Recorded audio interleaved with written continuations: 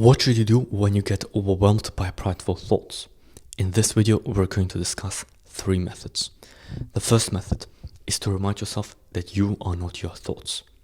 You see, just because a prideful thought occurs in your head does not mean that you should judge yourself for it, that you should get angry at yourself, or convince yourself that you've stopped making progress. You see, progress in this area comes not from controlling which thoughts occur and which don't, but within controlling how you choose to interact with them. So, in other words, if you are very inexperienced, you will get a thought, you will not identify it as anything, and then you'll indulge in it. But if you are experienced, you will see that the thought is a temptation, and you will dismiss it. You would not indulge in it. So the difference is not whether the thought occurs or not, but whether you indulge in it or whether you identify it as a temptation and refuse to indulge, refuse to get affected, refuse to change your behavior. This is the progress, not whether it occurs or not. And I can also tell you, sometimes it's actually a good thing if you get many tempting thoughts at the same time, because that's how you get better. You get better by exercise, by getting tempted harder, by progressive overload. That's how you get better. And so if you have temptations in your head, rejoice, because that's how you get better. And the reality is,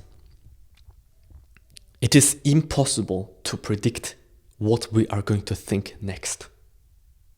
So it may as well be that the thoughts that occur in our head are random. And it would be foolish to get attached to this process. And so we don't want to get attached to this process. What we rather want to do is get attached to how we choose to interact, how we choose to act when a thought occurs, whether we want to indulge or whether we want to identify it as a temptation and refuse to think of it. This is the progress. And that brings us to the second method, which is that there is not a single goal in this lifetime that you will get closer to by increasing your pride and arrogance and ego.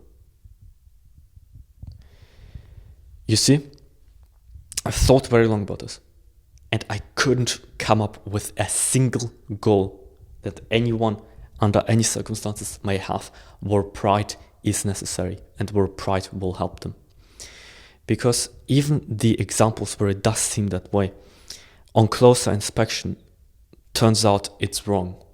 So let me give you a few examples where you might think that pride will help you, but it actually doesn't. So let's talk about dating first. So, first observation, that I don't know a single arrogant person who is in a happy relationship. Second observation is that the people who are arrogant and in a relationship are not because of their arrogance, but in spite of it, because they have a lot of other things to make up for it, to make up for that unattractive trait. And the third thing is the misconception that you need to be arrogant in order to be able to pull and to cold approach. And we've discussed this in a previous video. This is also false when you look closely, because look, when you cold approach, you can focus 100% of your attention towards the conversation, or you can focus 50% on convincing yourself that you are great and 50% on the conversation. And if you focus 50% on how great you are, the conversation will be worse because it will feel less real. And also half of your attention will be diverted towards that. So the people who are arrogant and in good relationships are there in spite of their arrogance and not because of it. Because in most cases, you'll just lose because you have less attention available to you. And also because it just reduces your attractiveness. And the same applies kind of with business. When you do business, you have to interact with a lot of people. And people want to interact with people that they like, especially when there's a lot of money on the line.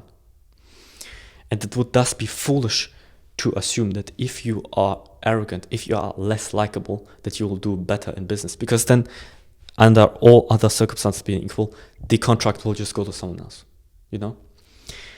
And so the businessman that are successful and arrogant are, in spite of their arrogance, successful and not because of it. Although most people that I know that are business owners, I know maybe 50 of them, because that's another story, the bigger ones are always humble. It's only the smaller ones who have like a store in a random village that makes like 2K a month. They are the most arrogant ones. So if you want to get high, you need humility. If you want to get there fast, well, then pride will help you. But in that case, isn't it extremely painful to rise quickly and to fall quickly? And that brings us to the other set where you might think that arrogance, ego, and pride and all these things are helpful, which is in being an influencer. But once again,